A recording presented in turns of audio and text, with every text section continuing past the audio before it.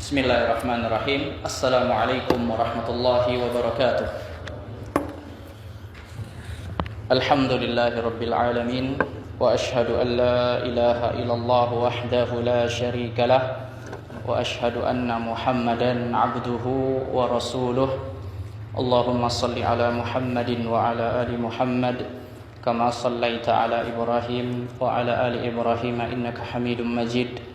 Allahumma barik ala Muhammadin wa ala ali Muhammad kama barakta ala Ibrahim wa ala ali Ibrahim innaka Hamidum Majid.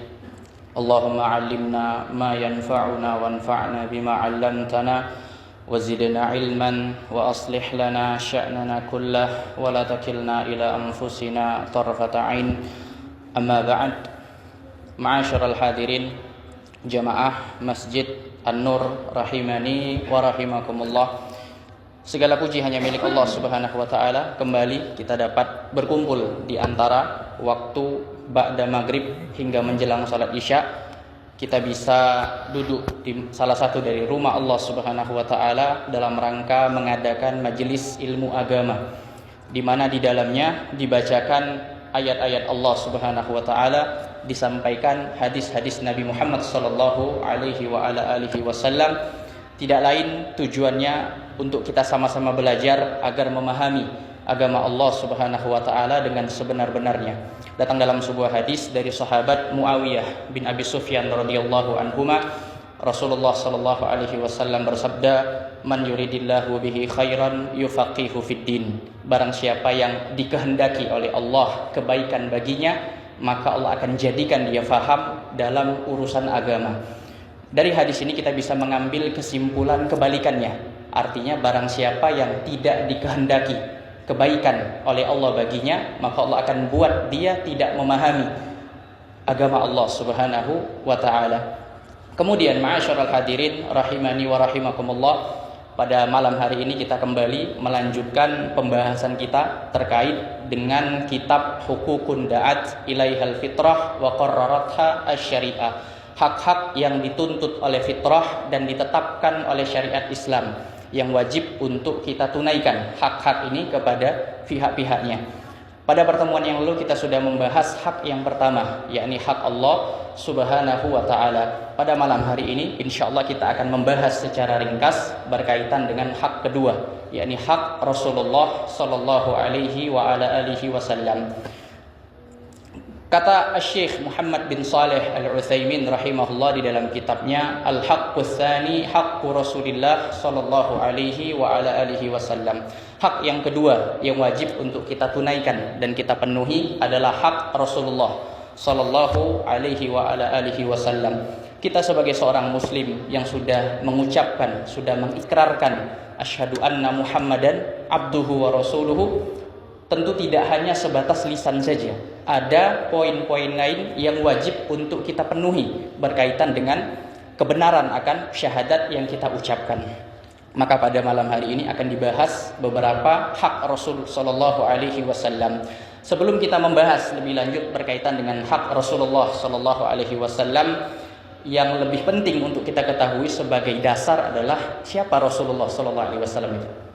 Nama beliau, nasabnya, demikian pula umur beliau, kelahirannya, tempat kelahirannya, tempat hijrahnya, hingga beliau diangkat menjadi nabi dan rasul oleh Allah Subhanahu wa taala. Terkait dengan Nabi Muhammad sallallahu alaihi wa ala alihi wasallam, datang dalam sebuah hadis dari sahabat Jubair bin Mut'im, riwayat Al-Imam Al-Bukhari rahimahullah, terkait dengan nama Rasulullah sallallahu alaihi wasallam. Beliau memiliki beberapa nama. Kata Nabi sallallahu alaihi wasallam, "Li khamsatu asma." Aku memiliki 5 nama.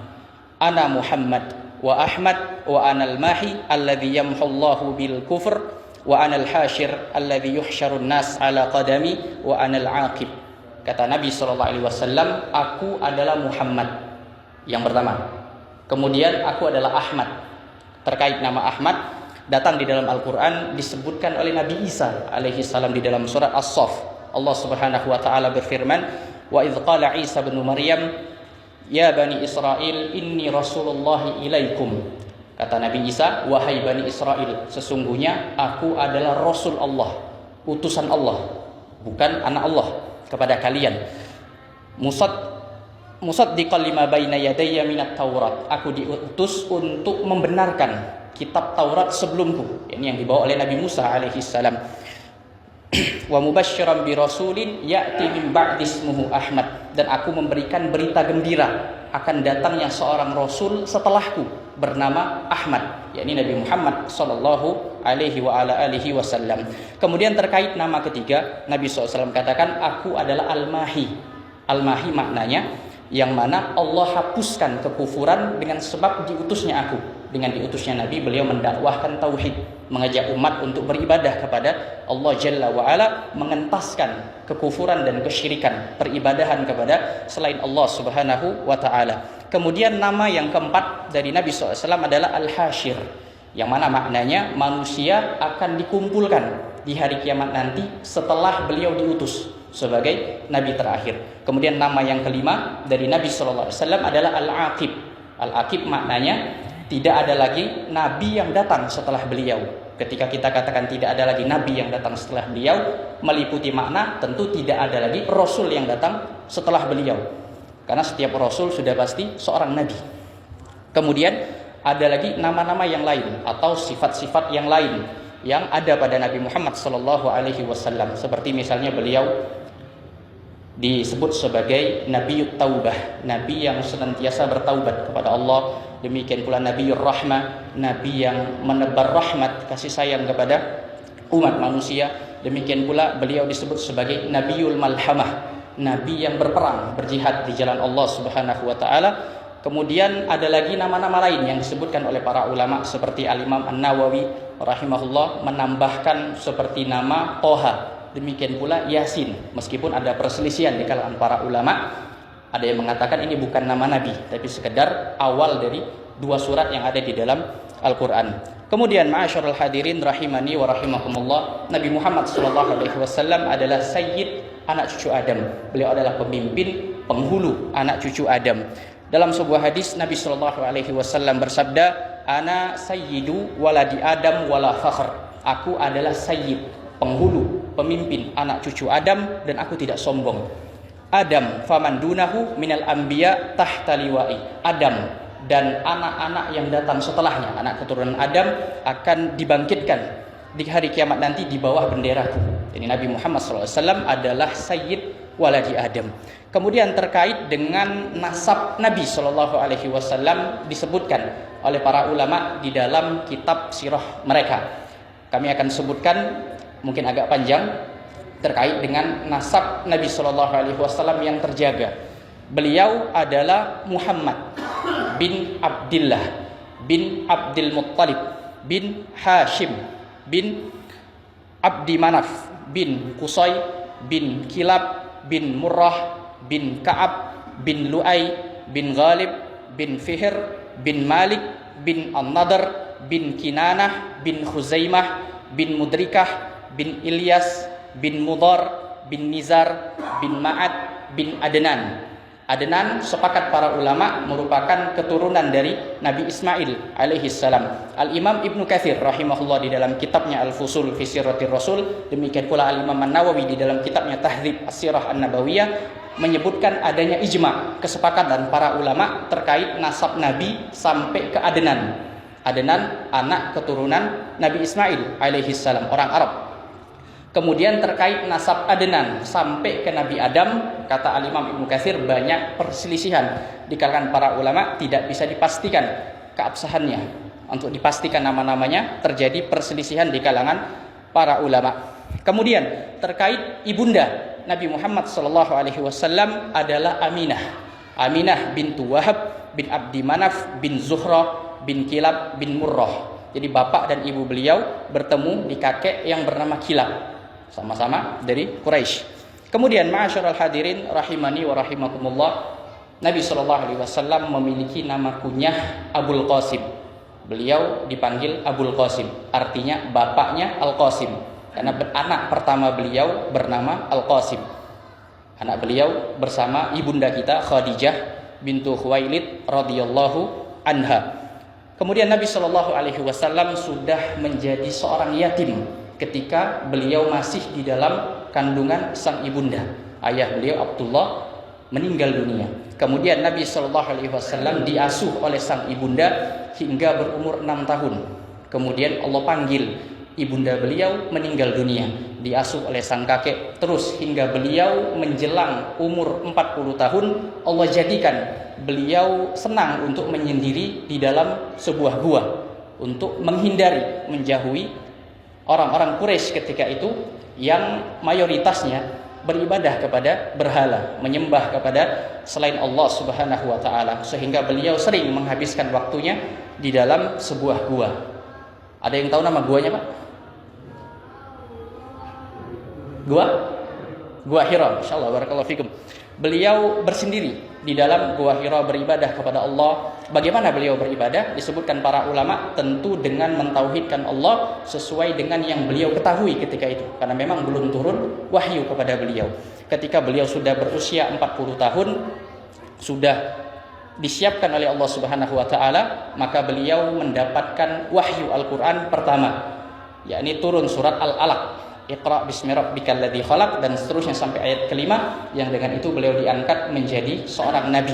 Kemudian berlalu beberapa waktu, beliau mendapatkan wahyu berikutnya, yakni surat Al-Muddatsir, ya ayyuhal muddatsir qum fa'andzir, bangkitlah dan berikanlah peringatan. Dengan ayat ini beliau diangkat menjadi seorang rasul. Kemudian ma'asyiral hadirin rahimani wa rahimakumullah, Nabi Shallallahu Alaihi Wasallam ketika telah menjadi Nabi dan Rasul, beliau berdakwah selama 13 tahun di kota kelahiran beliau, kota Mekkah Al-Mukarramah, mendakwahkan mayoritasnya kepada ajaran tauhid, ajaran Nabi Ibrahim, yakni beribadah hanya kepada Allah Subhanahu Wa Taala dan tidak melakukan kesyirikan sedikit pun, tidak memberikan ibadah apapun bentuknya kepada selain Allah. Kemudian ketika setelah 13 tahun beliau berdakwah, Allah perintahkan beliau untuk hijrah ke kota Madinah. Kemudian di kota Madinah turun berangsur-angsur syariat demi syariat yang Allah turunkan kepada beliau, terus berlangsung hingga beliau berusia 63 tahun, lalu diwafatkan oleh Allah Subhanahu wa taala dalam keadaan agama Islam ini sudah sempurna. Turun ayat Allah Subhanahu wa taala, "Al-yauma akmaltu lakum dinakum wa atmamtu 'alaikum ni'mati wa radaitu lakumul Islam madinah." Pada hari ini telah aku sempurnakan agama ini untuk kalian, dan telah aku sempurnakan nikmatku untuk kalian, dan telah aku ridhai agama Islam sebagai agama yang benar untuk kalian. Maka ketika ayat ini telah turun, apapun bentuk syariat atau bentuk ibadah yang diadakan atau diamalkan oleh orang-orang setelah turunnya ayat tersebut, setelah wafatnya Nabi Shallallahu Alaihi Wasallam, maka sama sekali bukan bagian dari agama Islam, agama yang diturunkan oleh Allah kepada Nabi Muhammad Sallallahu Alaihi Wasallam. Kemudian ma'asyiral hadirin rahimani wa rahimakumullah, sekarang kita membaca apa yang beliau Syekh Muhammad Al-Utsaimin rahimahullah sebutkan berkaitan dengan hak Rasulullah Sallallahu Alaihi Wasallam. Kata beliau, wa hadzal haq huwa a'zamu huquqil makhluqin. Hak Nabi Sallallahu Alaihi Wasallam adalah hak makhluk yang paling agung untuk kita tunaikan. Fala haqqa li makhluqin a'zam min haqqi Rasulillah sallallahu alaihi wasallam. Tidak ada hak milik makhluk manapun yang lebih agung, yang lebih besar dibandingkan hak Rasulullah sallallahu alaihi wa ala alihi wasallam. Qala Allah Ta'ala, Allah Subhanahu wa taala berfirman di dalam surat Al-Fatih ayat yang ke-8 sampai ayat 9. Kata Allah, "Inna arsalnaka syahidan wa mubasysyiran wa nadhira litu'minu billahi wa rasulihi wa tu'azziruhu wa tuwaqqiru." Kata Allah, sungguh kami telah mengutusmu wahai Nabi Muhammad sebagai saksi dan sebagai pemberi kabar gembira dan sebagai pemberi peringatan agar kalian umat manusia beriman kepada Allah dan Rasulnya, dan agar kalian memuliakan beliau, menolong beliau dan mengagungkan beliau. Terkait dengan ayat ini ma'asyiral hadirin rahimani wa rahimakumullah, Al-Imam Al-Mawardi di dalam tafsirnya menyebutkan terkait dengan Nabi SAW diutus sebagai syahid, sebagai saksi. Kata beliau, ada 3 pendapat terkait Apa maksud beliau sebagai saksi? Yang pertama, kata beliau, Nabi Muhammad SAW adalah sebagai saksi atas umat beliau, bahwasanya beliau telah menyampaikan risalah, telah menyampaikan amanah kenabian dan kerasulan. Kemudian makna yang kedua, beliau adalah sebagai saksi atas umat beliau akan amal-amal mereka, baik amal ketaatan ataupun amal kemaksiatan, amal kejelekan. Makna yang ketiga, beliau menjelaskan apa yang beliau diutus oleh Allah Subhanahu wa taala kepada umat manusia. Ini terkait makna beliau sebagai saksi atas kita, umat beliau. Kemudian Allah mengutus beliau sebagai pemberi berita gembira. Kata beliau, Al-Imam Al-Mawardi, ada dua makna. Ada dua sisi makna terkait Nabi Shallallahu Alaihi Wasallam sebagai pemberi kabar gembira dan sebagai pemberi peringatan. Yang pertama, beliau pemberi kabar gembira bagi kaum mukminin dan memberikan ancaman bagi orang-orang kafir. Ini yang pertama. Kemudian yang kedua, beliau pemberi berita gembira akan mendapatkan surga bagi orang-orang yang taat kepada Allah dan Rasulnya, dan beliau memberikan peringatan, ancaman akan neraka bagi orang yang bermaksiat kepada Allah dan Rasulnya. Kemudian ma'asyiral hadirin rahimani wa rahimakumullah, kata Syekh Utsaimin di sini, walidzalika yajibu taqdimu mahabbatin Nabi sallallahu alaihi wasallam ala mahabbati jami'in nas hatta ala nafsi wal walad wal walid. Di sini beliau mulai menyebutkan di antara hak Nabi sallallahu alaihi wasallam atas kita umat beliau. Kata beliau, oleh karena itulah wajib mendahulukan kecintaan kepada Nabi di atas kecintaan kepada seluruh umat manusia. Hingga wajib mendahulukan kecintaan terhadap Nabi di atas kecintaan kepada diri sendiri, kecintaan kepada anak dan kecintaan kepada orang tua. Qala Rasulullah sallallahu alaihi wasallam, di antara dalilnya Rasulullah sallallahu alaihi wasallam bersabda, la yu'minu ahadukum hatta akuna ahabba ilaihi min waladihi wa walidihi wan nasi ajmain. Tidaklah beriman salah seorang kalian hingga aku lebih dia cintai dibandingkan anaknya, kedua orang tuanya dan seluruh umat manusia. Hadis dari Nabi sallallahu alaihi wa ala alihi wasallam. Demikian pula ada sebuah kisah dari sahabat Umar bin Khattab radhiyallahu anhu, disebutkan oleh sahabat Abdullah bin Hisham radhiyallahu anhu, riwayat Al-Imam Ahmad, bahwasannya kata Abdullah bin Hisham, kami pernah bersama Nabi sallallahu alaihi wasallam. Kebiasaan para sahabat berkumpul bermajelis dengan Nabi sallallahu alaihi wasallam. Ketika itu Nabi sallallahu alaihi wasallam tengah menggandeng tangannya Umar bin Khattab radhiyallahu anhu. Maka ketika itu sahabat Umar mengatakan, ya Rasulullah, wahai Rasulullah, la anta ahabbu ilayya min kulli syai'in illa min nafsi. Wahai Rasulullah, engkau adalah manusia yang paling aku cintai dibandingkan siapapun kecuali dari diriku sendiri. Maknanya Umar mencintai diri beliau, kemudian Rasul sallallahu alaihi wasallam sebagai tingkat kedua Rasul. Pertama diri Umar sendiri. Maka kata Nabi sallallahu alaihi wasallam, beliau bersabda, la, tidak seperti itu wahai Umar. Walladzi nafsi biyadihi, demi zat yang jiwaku berada di tangannya, yakni demi Allah. Kata Nabi sallallahu alaihi wasallam, hatta akuna ahabba ilaika min nafsik. Tidak demikian, baru benar-benar sempurna hingga aku lebih engkau cintai dibandingkan dirimu sendiri. Maka ketika itu sahabat Umar mengatakan, fa innahul an wallahi la anta ahabbu ilayya min nafsi. Kalau begitu, sekaranglah wahai Rasul, engkau lebih aku cintai dibandingkan diriku sendiri. Maka kata Nabi sallallahu alaihi wasallam, al-an ya Umar. Sekarang baru tepat wahai sahabat Umar bin Khattab radhiyallahu anhu. Maka dari sini kita wajib untuk mengedepankan kecintaan kita kepada Nabi sallallahu alaihi wasallam melebihi diri kita sendiri. Masing-masing berusaha semaksimal yang dia bisa. Kemudian ma'asyiral hadirin rahimani wa rahimakumullah, terkait dengan hak Nabi sallallahu alaihi wasallam yang lain, beliau sebutkan di sini, wa min huquqin Nabi sallallahu alaihi wasallam tauqiruhu wa ihtiramuhu, yakni membela beliau, menghormati beliau, wa ta'zimuhu at-ta'zimal la'iqa bihi min ghairi ghuluwin wala taqsir. Di antara hak beliau pula adalah mengagungkan beliau dengan pengagungan yang sesuai dengan hak beliau, tanpa melakukan sikap hulu, yakni tidak berlebih-lebihan dalam mengagungkan beliau, dan tidak pula dengan sikap meremehkan merendahkan dalam mengagungkan beliau.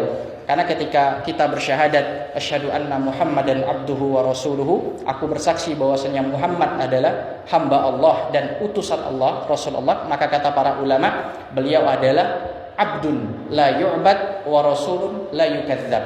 Beliau adalah seorang hamba yang tidak boleh disembah, beliau juga seorang rasul, tidak boleh didustakan. Sehingga harus pertengahan, kita tidak berlebih-lebihan dalam mengagungkan Nabi sampai meminta kepada Nabi dalam keadaan beliau sudah wafat.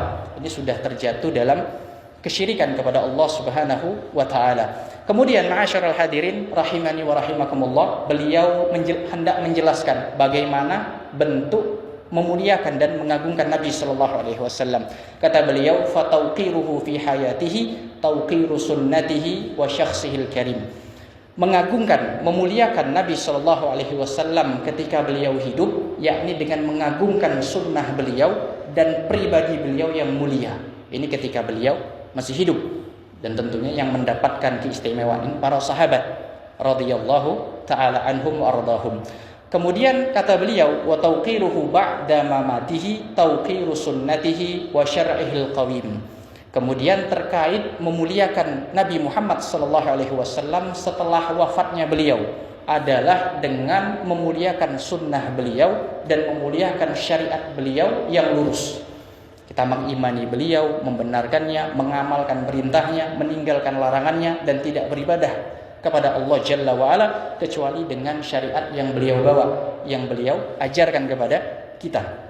Kemudian وَمَنْ رَأَى تَوْقِيرَ الصَّحَابَةِ وَتَعْظِيمَهُمْ لِرَسُولِ اللَّهِ صلى الله عليه وسلم عرف كيف قام هؤلاء الأجلة الفضلاء بما يجب عليهم لرسول الله صلى الله عليه وسلم.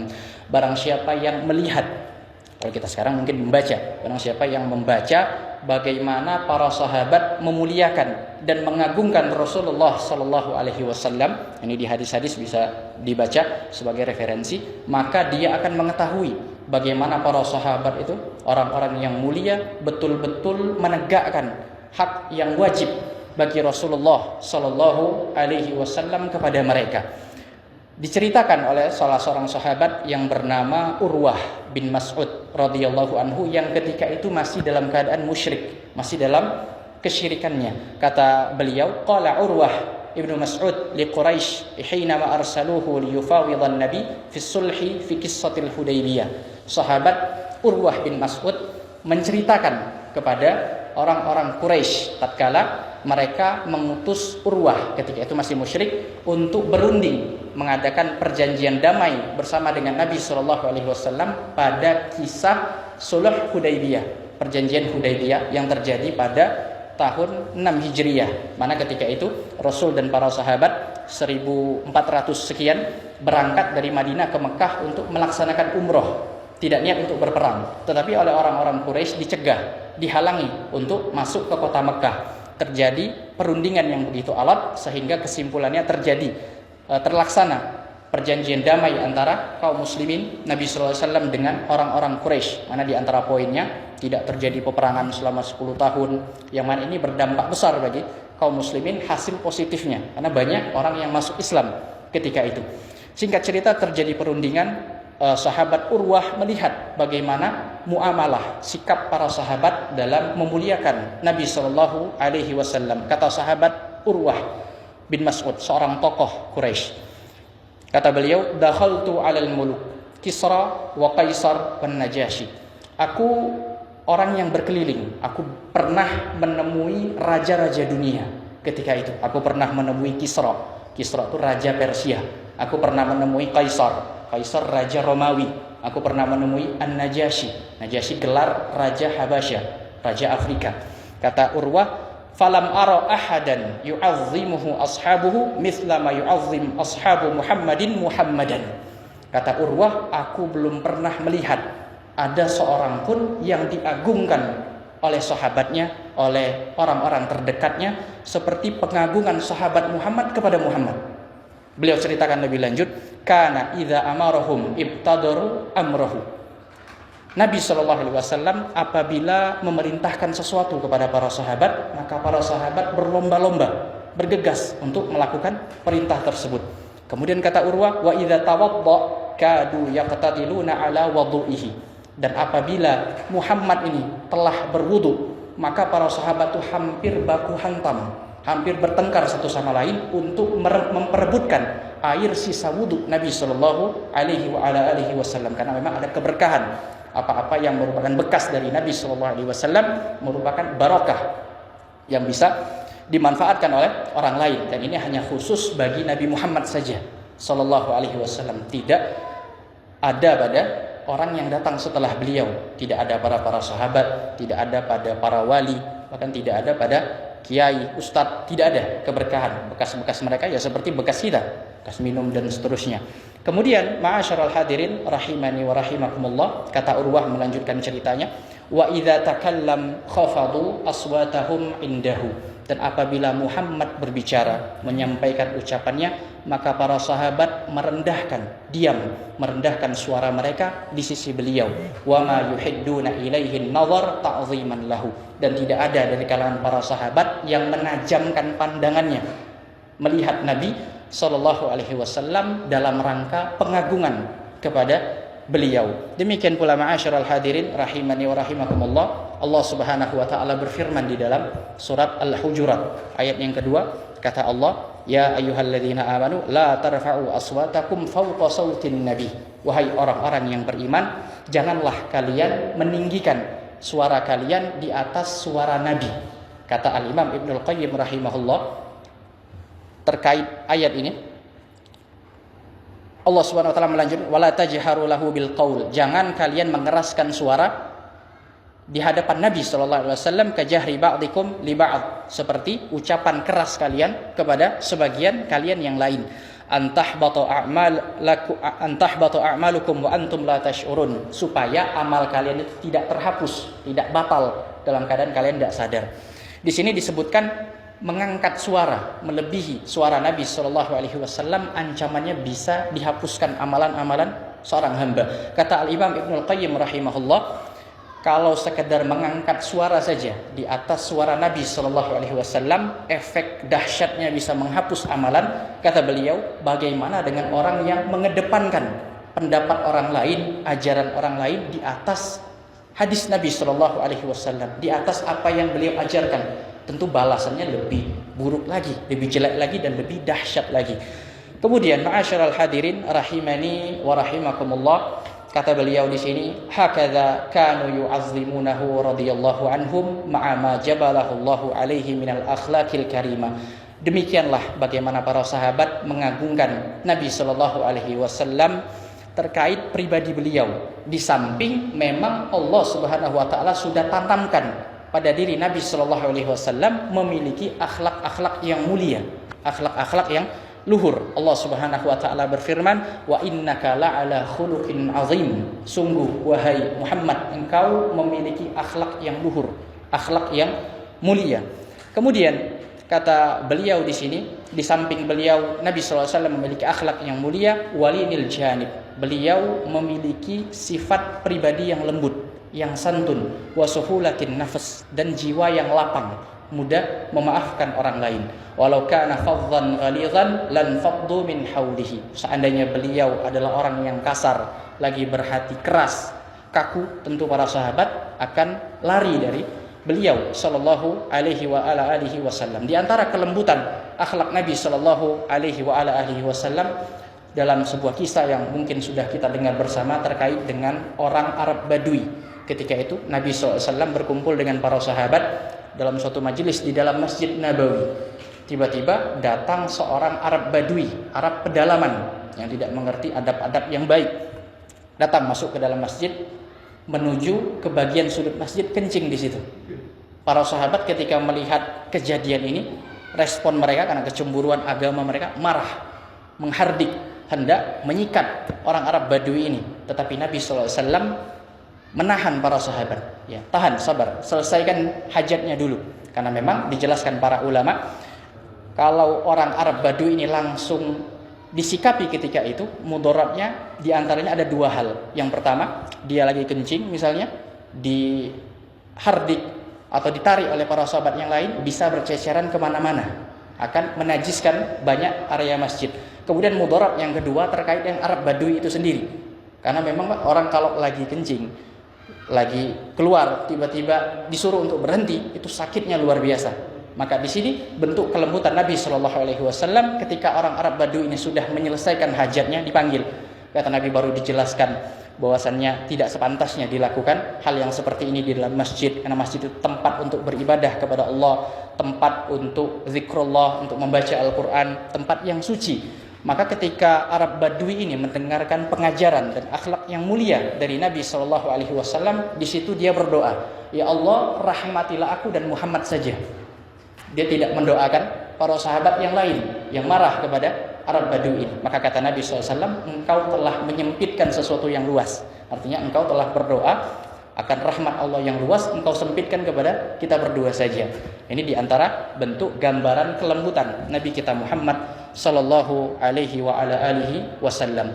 Kemudian ma'asyiral hadirin rahimani wa rahimakumullah, beliau melanjutkan hak Nabi yang lain. Kata beliau, wa inna min huquqin Nabi sallallahu alaihi wasallam tasdiquhu fi ma akhbara bihi minal umuril madiyah wal mustaqbalah. Di antara hak Nabi sallallahu alaihi wasallam yang wajib untuk kita tunaikan adalah membenarkan beliau, mengimani beliau pada segala yang beliau kabarkan, baik perkara-perkara yang sifatnya lampau terdahulu maupun perkara-perkara berita-berita yang akan terjadi di masa yang akan datang.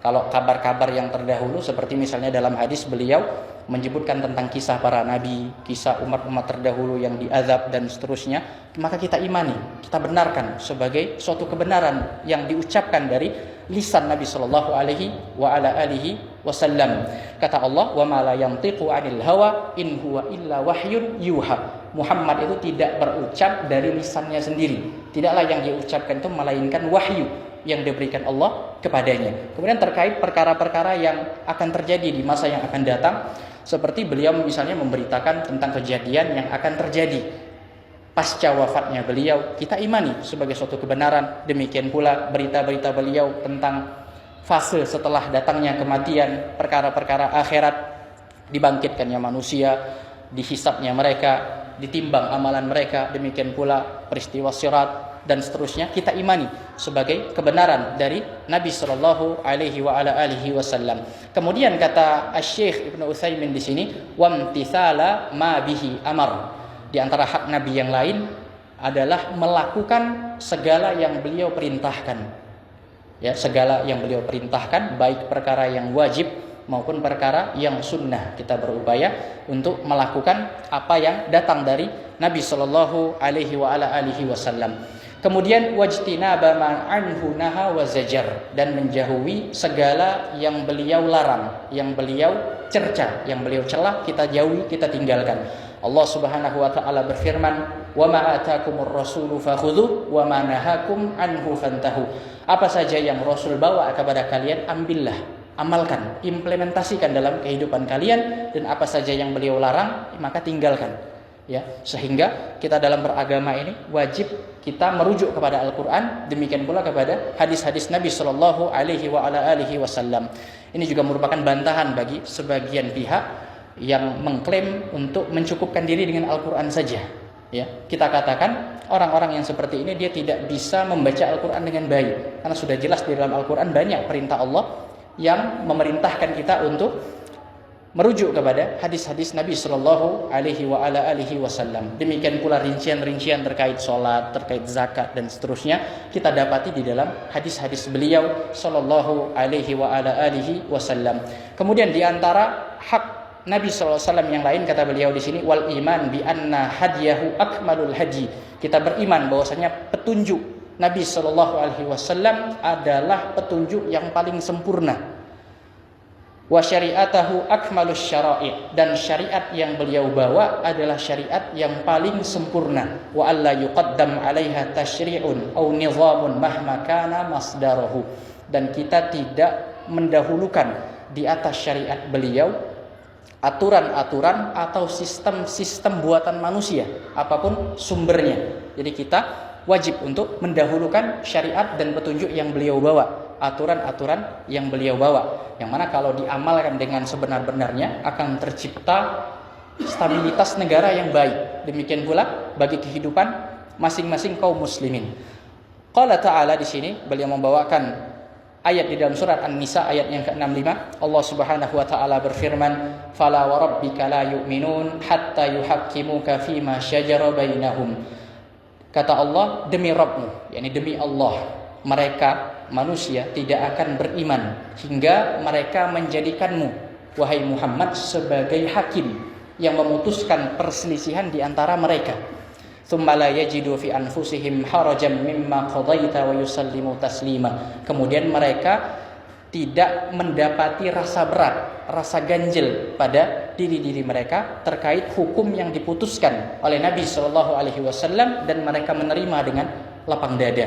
Kemudian kata beliau di sini di dalam membawakan ayat di dalam surat Ali Imran ayat yang ke-31, kata Allah, "Qul in kuntum tuhibbunallah fattabi'uni yuhibbukumullah wa yaghfir lakum dzunubakum wallahu ghafurur rahim."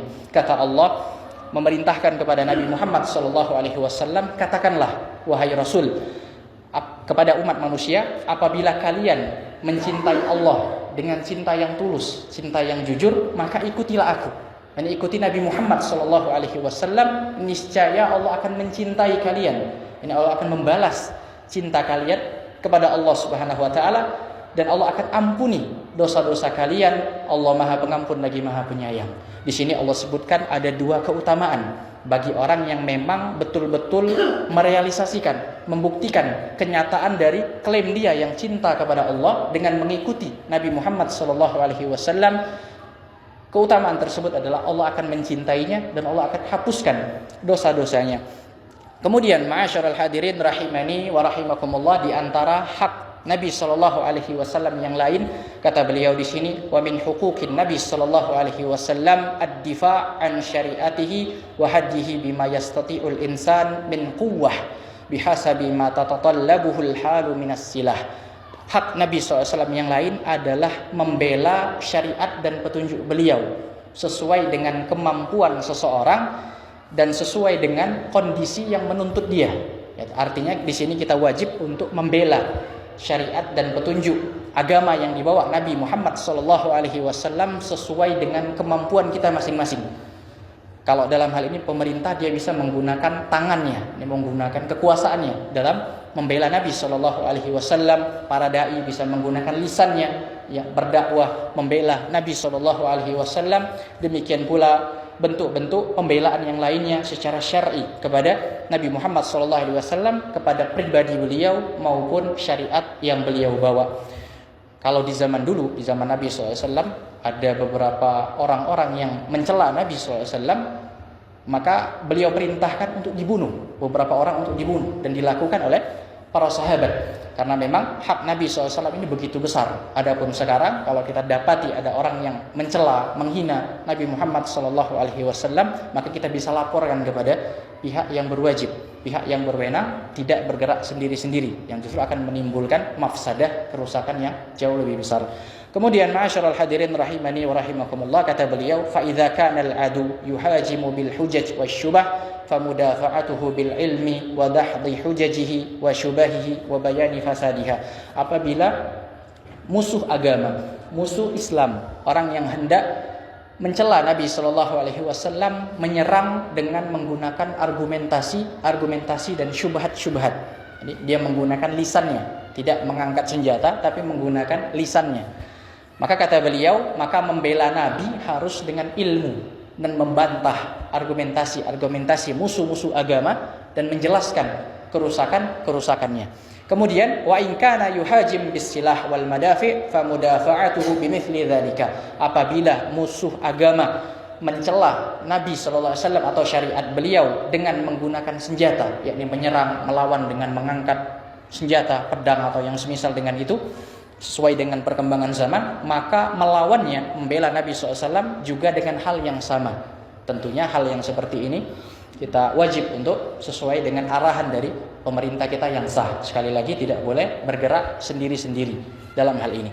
Kemudian ma'asyiral hadirin rahimani wa rahimakumullah, di sini beliau sebagai penutup menyebutkan wala yumkin li ayyi mu'minin ay yasma' man yuhajim syari'atan Nabi sallallahu alaihi wasallam aw syakhsahul karim wa yaskut ala dzalika ma'a qudratihi ala difa. Dan tidak mungkin, mustahil bagi mukmin manapun, seorang mukmin yang beriman dengan jujur kepada Allah dan Rasulnya, tidak mungkin bagi dia ketika mendengar ada orang lain yang menyerang, mencela syariat Nabi Shallallahu Alaihi Wasallam atau menyerang pribadi beliau atau keluarga beliau yang mulia, yang suci. Tidak mungkin, kata beliau, mukmin ini untuk diam saja, tidak melakukan pembelaan kepada Nabi Shallallahu Alaihi Wasallam, padahal dia mampu untuk membela Nabi Muhammad Shallallahu Alaihi Wasallam.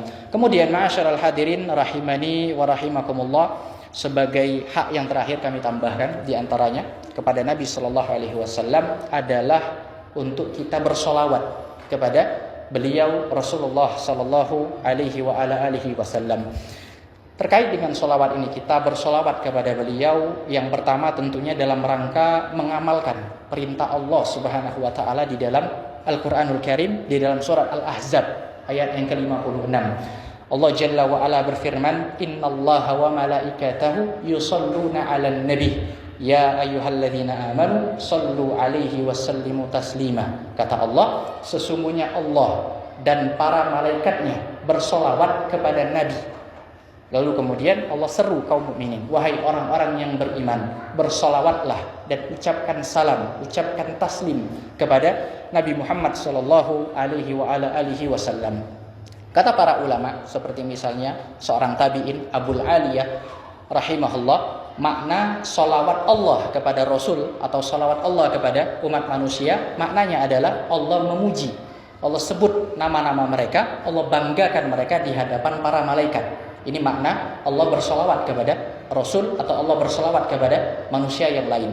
Kemudian kalau makna malaikat bersolawat kepada Rasul atau malaikat bersolawat kepada manusia, maka maknanya malaikat memintakan ampunan dan rahmat untuk manusia tadi kepada Allah Subhanahu wa Ta'ala. Kalau solawat dari manusia kepada manusia yang lain, maknanya mendoakan, ya, mendoakan kepada orang tersebut. Kemudian, ma'asyiral hadirin rahimani wa rahimakumullah, terkait dengan keutamaan solawat, di antara keutamaan bersolawat kepada Nabi Sallallahu Alaihi Wasallam adalah ketika kita bersolawat kepada beliau satu kali, maka Allah akan balas solawat 10 kali kepada kita. Datang dalam sebuah hadis dari sahabat Abdullah bin Amr ibn al-As radhiyallahu anhuma, riwayat Imam Muslim, Nabi Sallallahu Alaihi Wasallam bersabda, man shalla alayya salatan sallallahu alaihi biha asyra. Barang siapa yang bersolawat kepadaku satu kali, maka Allah akan balas dengan bersolawat kepadanya 10 kali. Allah akan sebut-sebut nama orang tersebut di hadapan para malaikatnya. Allah bangga-banggakan mereka di hadapan para malaikat yang suci, tidak pernah berdosa kepada Allah Subhanahu wa Ta'ala. Demikian pula di antara keutamaan solawat yang lain, orang yang bersolawat dan memperbanyak solawatnya kepada Nabi Sallallahu Alaihi Wasallam, maka pada hari kiamat kelak dia orang yang paling layak untuk dekat kepada beliau. Datang dalam sebuah hadis dari sahabat Abdullah bin Mas'ud radhiyallahu anhu, riwayat Al-Imam Ibnu Hibban. Kata Nabi sallallahu alaihi wasallam, "Inna awlan nasi bi yaumal qiyamah aktsaruhum alayya salatan." Sesungguhnya manusia yang paling layak terhadapku, yang paling layak untuk dekat kepadaku di hari kiamat kelak adalah yang paling banyak salawatnya kepadaku. Kemudian dalam hadis yang lain, terutama ini momennya besok sudah hari Jumat, untuk lebih ditekankan lagi dalam bersolawat kepada Nabi Muhammad sallallahu alaihi wasallam, berdasarkan dalam sebuah hadis dari sahabat Aus ibn Abi Aus, dan di hadis ini disahihkan oleh Al-Imam Al-Albani rahimahullah di dalam Sahih Abi Dawud. Nabi sallallahu alaihi wasallam bersabda, "Inna min afdal ayyamikum yaumal jumu'ah." Sesungguhnya di antara hari yang paling utama bagi kalian adalah hari Jumat. Beliau menjelaskan lebih lanjut, fihi khuliqa Adam. Pada hari Jumat Nabi Adam diciptakan oleh Allah Subhanahu wa Ta'ala, manusia pertama. Wa fihi qubida, dan pada hari Jumat pula Nabi Adam diwafatkan oleh Allah Subhanahu wa Ta'ala. Wa fihi an-nafkhah, dan di hari Jumat akan ditiup sangkakala. Jadi hari kiamat akan terjadi di hari Jumat. Dan ini pasti dari Nabi Shallallahu Alaihi Wasallam beritanya. Wa fihi as-sa'qah, dan pada hari Jumat pula setelah peniupan umat manusia akan meninggal dunia ketika itu. Kemudian kata Nabi SAW memerintahkan fa'aksiru alayya minas salat fihi, maka sehingga perbanyaklah bersolawat kepadaku di hari Jumat. Fa inna salatakum ma'rudatun alayya, karena solawat yang kalian ucapkan kepadaku akan ditampakkan kepadaku ketika beliau di alam kuburnya. Para sahabat bertanya, kata para sahabat, qalu ya Rasulullah wa kaifa tu'rad salatuna alayka wa qad arimta, yaquluna balita. Kata para sahabat bertanya kepada Nabi, wahai Rasulullah, bagaimana bisa solawat kami akan ditampakkan kepadamu dalam keadaan engkau sudah berada di dalam tanah.